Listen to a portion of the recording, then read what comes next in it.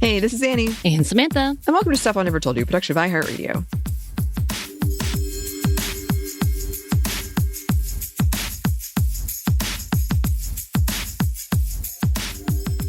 And welcome to another activist around the world. And today we are looking at the works of Ava Xiao-Lin Rigelhaupt, who, I'm very excited because I love the theater and we're talking Broadway. Anney, have you actually gone to New York to see Broadway shows? I think you have, right? How many have you seen? In New York? Yeah. 5 or 6. 5 or 6. Nice. Favorite? I guess I think I can take a guess. Hamilton. Yeah. I did see the, I actually saw the American Idiot Green Day Broadway show. Oh, that was of course fun. You did. Of course you did. This is so funny to me because I've yet to go to any shows in Broadway, which I haven't. The few times that we've been to New York, there's not been shows that I've wanted to go see because I'm very selective and I'm old school in what I like. But I think it's funny because you who do not like musicals or have said you don't like musicals have seen a lot of musicals. I sure do love musicals. But it's almost always like, Green Day, that was just pretty much the music of Green Day. Of course. Hamilton doesn't stop for dialogue, so I'm not scared about when they'll start singing again, which is my real thing. And then a bunch of the other ones so were like, I saw. So dialogue part that gets you? No, it's if they stop and they're talking and then they start singing again. I don't know when it's coming. Really? Because I'm like, that's why I'm confused because Hamilton is a musical. And people usually don't like the singing part. Oh, no. To me, it's the I'm suspense of nervous waiting about for when it? the song is going to start again. And then I saw Daniel Radcliffe play because I like Daniel Radcliffe. So a lot of it was just, I saw that one and I saw how the recent one. Win money or whatever. Was it the recent one? Win money. Yeah. I think he's been in another one more recently, but this was a while ago. Okay. This is that's just why I laugh because I'm like, okay, you know what? I appreciate the level. It is a very specific dislike of within the musical, which is interesting. It's not a dislike; it's just a nervousness. A nervousness, okay. Because I have friends who hate musicals because they just hate that they break out in song in general. They have to sing through life. Not like, why do you have to sing it? I'm like, why not? Like, I don't understand. Also, wanted to shout out my niece, Gracie, who just fundraised and produced and directed a show here in Atlanta, Next to Normal, which people probably know. It was pretty much sold out for a 3-day run. Really proud of her. Really great topic, kind of along the lines of what we're talking about. Congratulations, awesome. Gracie. I know, right? Mm-hmm. I gave a little money. I didn't get to go see the show, but I was like, so proud of you. My mom and my sister, her mother, were very proud of her and gloated. And for them to say, because it's a pretty heavy topic one. So shout out to my niece, Gracie. She's not going to listen to this, but shout out to her anyway. Again, so for our Broadway nerds, we are talking about Rigelhaupt's work, which includes How to Dance in Ohio. The play centers around 7 young people with autism and how they navigate preparing for a spring formal dance at their school. And the play features 7 actors with autism, and Rigelhaupt was on as the first ever creative consultant with autism for the groundbreaking show on Broadway. So she broke some barriers there, and I love to see it. But of course, this isn't the only work she has been credited with. But before we start there, we do want to talk a little bit more about her. Ava is a Chinese Jewish adoptee with autism who grew up in Columbus, Ohio, which, by the way, was a coincidence with the play, raised by a single mother. And this is from her LinkedIn. She writes, "Hello, I'm a writer, consultant, public speaker, and actress. As a Chinese, Jewish, autistic, transracial adoptee, I shared my lived experience in a way that's easily understandable and entertaining for a wide audience. I can write and have lent my expertise for neurotypical and neurodiverse characters." So I just loved her introduction. I think she goes by XL Rigelhaupt or Ava XL, and you can look up her LinkedIn. She has her information. We should really have her on the show, to be honest. But again, we look at these people, we're like, oh, wow. And then realize later that we would love them on the show. So put a pin in that. Going on, in an interview with Hollywood Reporter, she talks about her experiences growing up, and another quote from her from that Hollywood Reporter article. My life was filled with confusion and loneliness and frustration. In middle school, I was a perpetual outcast, like an alien that no one knew how to talk to. My classmates gradually stopped interacting with me. But at home, my mom, creative and quirky in her own right, embraced my idiosyncrasies. Nevertheless, it still felt like there was an impenetrable gap in our communication. And it was during her senior year in high school that someone noted that she may be neurodivergent and encouraged her to get an evaluation for possible autism.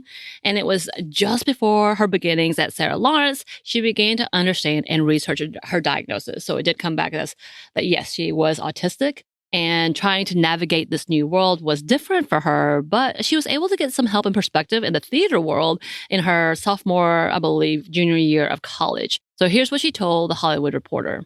The summer after my sophomore year, I landed an internship with Trinity Rep, Rhode Island's Tony Award-winning theater. There, I worked on sensory-friendly performances and established relationships with local autistic artists. This experience led to a leap of faith and an unexpected gap year, enhancing their accessibility initiatives. While scary, autistic people typically don't like change. This was a formative year, my first foray into accessible theater. It was also the first time I had autistic friends. Our group broke down stigmas, culminating in a professional performance at the Provincetown Tennessee Williams Theater Festival. And perhaps more importantly, it was the first time I felt fully accepted and supported in the theater. I love that. And as a theater kid myself, that says so much, because we were a group. We were a mesh that came from every different socio whatever stance you came in. We get the popular kids, the jocks, the nerds, the outcasts. We all came together, and it was beautiful. It felt like we were in our own little world outside of the high school, which was so, you know what I mean? Mm-hmm.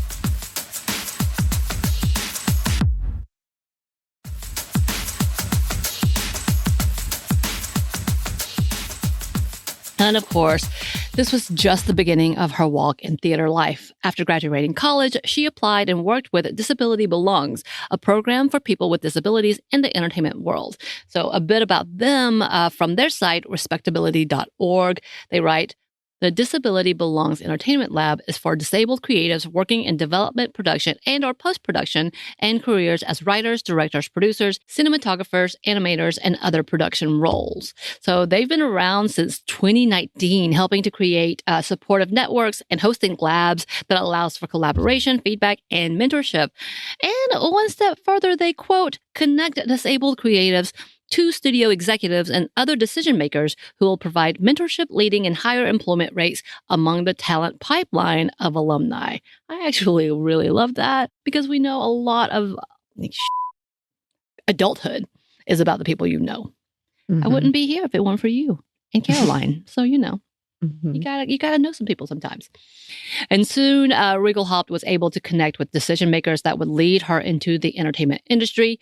Through Disability Belongs, she's been able to consult on many major projects, including being able to write for television shows and different networks. And again, this eventually led her to working with the Broadway hit How to Dance in Ohio. So again, back to that Hollywood Reporter article, she writes, my job was to ensure authentic autistic representation and accessibility in all aspects of production, both internally and externally. What does that mean? It means working with the writer and composer to ensure the script has authentic characters and proper disability language, to having unscented soap in the bathrooms. It means creating a space where everyone is welcome, acknowledged, and celebrated and can thrive. Our work was groundbreaking. The Drama Desk Committee gave us a special award for authentic autistic representation. And another gift was seeing the standing ovations and long lines at the stage door with autistic fans, their families, and friends, thrilled and overwhelmed to finally see themselves on a Broadway stage. Again, very important. And she talked about how accessibility is so important for audience members as well in a roundtable talk with creatives with a disability in theater for the AmericanTheater.org. And she says this, why How to Dance in Ohio got autistic audiences many nights, not just certain nights, is probably because of our show's topic, but also because we got the word out. You're welcome here. This show and our audience accessibility offerings were made with you in mind. This culture shift takes work, but the first step is just to start a dialogue with the disability community to ask, what can we, as a theater person artist, do to be more accessible? Because we want you in our audience. which is obviously what we're talking about oftentimes, that you can't do this without people on hand that truly understand the experience and what people are going through with those lived experiences, right? And she talks even more about how the director made sure they knew that the show wasn't just art or just a play, but a, quote, piece of activism, and how she is really taking that to heart, noting that having people with disabilities being at the center of the projects, including for actors, writers, and others in the field, be the people who truly know these stories and, again, lived these lives. She says this in the Direct Talk podcast, quote, the autism community and the disability community want to remind people that whenever you make something about us, it should be with us, as writers, producers, consultants, so that we can share our true lived experience and it can be a better show. And again, she has been busy working with PBS as a writer and creator, recently working on a show called Carl the Collector, which centers the show on a raccoon with autism named Carl. And the animation is super cute. Super, super cute. I think it got canceled recently, but we know PBS has its own thing going on right now. So there's a lot, but you should definitely go and look those up. Again, he and his friends, Carl and his friends and family, share their lives together, learning more about each other and many life lessons together, helping everyone to learn to better understand each other and how to care and empathize with one another. She talks about one specific episode that she helped in because the raccoon couldn't show empathy when something happened, but had to explain why, because the way that they communicate could not, be immediate. So it's a beautiful episode that she really, really related to, obviously, and was really excited about being featured. She also wrote a short film following a transracial adoptee's experience during Chinese New Year, which I am very interested in. I'm going to have to look this up. And I'm excited to see more of her work. Yeah, we probably should have her on the show, have a conversation about theater world and such, right? Yes. Oh, my goodness. You would get to nerd out. It would be great. It would be amazing. I would sit back and watch it after. I don't know. You nerd out. I think you would nerd out about some things too. I have a feeling. Maybe. I would love it either way. It would be great. Well, hopefully we can make that happen in the future. But in the meantime, listeners, if you have any suggestions for this topic, if you have any thoughts about musicals. Oh, please, I love this. My favorite is Les Mis. Come talk to me. Yes, please. You can write to us. You can email us at hello@stuffwhatevertoldyou.com. You can find us on Blue Sky at Mom Stuff Podcast, or on Instagram and TikTok at Stuff One Never Told You. We're also on YouTube, and we have a book you can get wherever you get your books. Thanks as always to our super producer Christina, our executive producer Maya, and our contributor Joey. Thank you. And thanks to you for listening. Stuff I Never Told You is a production by iHeartRadio. For more podcasts from iHeartRadio, you can check out the iHeartRadio app, Apple Podcasts, or wherever you listen to your favorite shows.